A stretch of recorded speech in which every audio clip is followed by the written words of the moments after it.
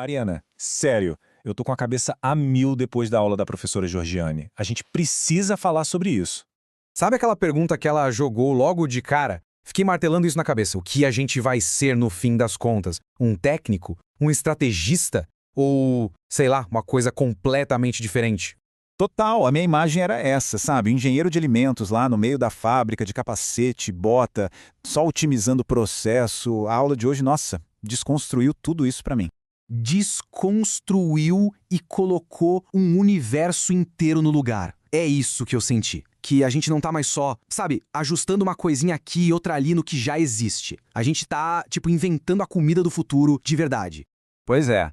Pega o exemplo dos produtos plant-based, tipo os da Fazenda Futuro. É um desafio imenso. É engenharia de alimentos na veia. Porque, pensa bem, como você recria toda a experiência da carne, o sabor, a textura, a suculência, só com ingredientes vegetais? É quase uma arte, né? Uma ciência sensorial pura. E não para por aí. Lembra daquela notícia do nugget de frango de laboratório? Cara, isso é muito ficção científica virando realidade, né? É a biotecnologia e a engenharia de alimentos trabalhando juntas. Surreal.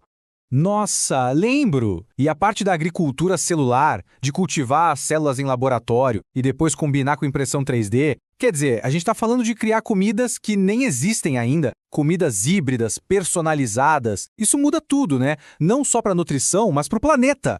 E o legal é que não é só o alimento em si. Como eu me interesso muito por sustentabilidade, a hora que ela falou das embalagens comestíveis, nossa, aquilo me pegou. O engenheiro de alimentos pensando em como resolver o problema do plástico. É dar um poder, uma responsabilidade enorme para nossa área. Total. Mas para mim a parte que explodiu a minha cabeça de verdade foi quando ela entrou em inteligência artificial. É tipo um chefe robô que pensa em nível molecular. É bizarro de tão incrível. E o mais louco é que não é coisa pro futuro, né? As gigantes do setor já estão usando IA para desenvolver produto. Já é o nosso presente, o nosso campo de trabalho agora. É muito impressionante. A Nestlé usando IA para achar um jeito de diminuir o açúcar sem a gente nem perceber no sabor, a PepsiCo criando bebida nova com base em dados de consumo, o que antes levava anos para ser desenvolvido, agora leva meses. A velocidade é outra. E o exemplo da Nautical é perfeito para isso. O tal do Giuseppe, que é o algoritmo deles, ele vasculha um banco de dados gigante de plantas para achar combinações que ninguém nunca pensou para imitar direitinho o gosto e a textura de leite, de carne. É uma engenharia reversa, só que turbinada por IA. E a grana que tá rolando nisso? Quando eu vi aquela manchete da AK Foods, aí que a ficha caiu de vez. O mercado financeiro tá botando muita fé e muito dinheiro de que a IA vai virar o jogo da alimentação. Pois é, 17 milhões de dólares. Não é mais um projetinho de faculdade, né? É uma indústria inteira nascendo na nossa frente. O valor do dado, da informação na nossa área ficou absurdo. Então, juntando tudo isso, fica óbvio que o nosso papel está mudando completamente, né? Aquela ideia do chão de fábrica ficou pequena demais. Exatamente, é aquilo que a professora falou. A gente está deixando de ser só um executor para virar um designer de soluções.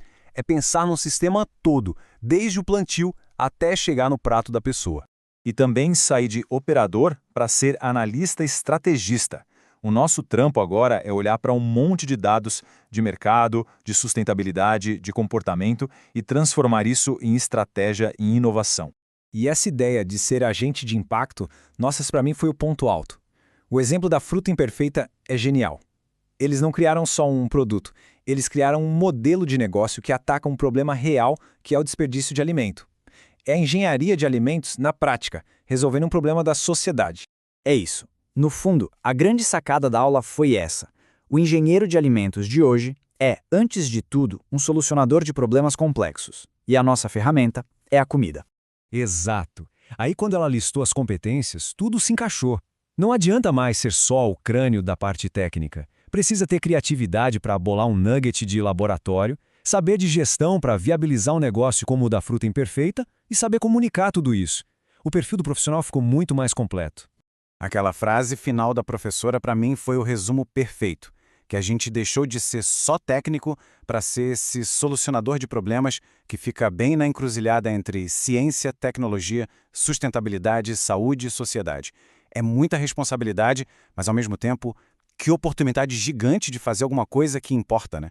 Total. E ela terminou com aquela pergunta no ar, que agora está comigo aqui. Se o futuro da comida está sendo desenhado nesse exato momento, quem a gente vai ser em 2030? Fica aí o pensamento.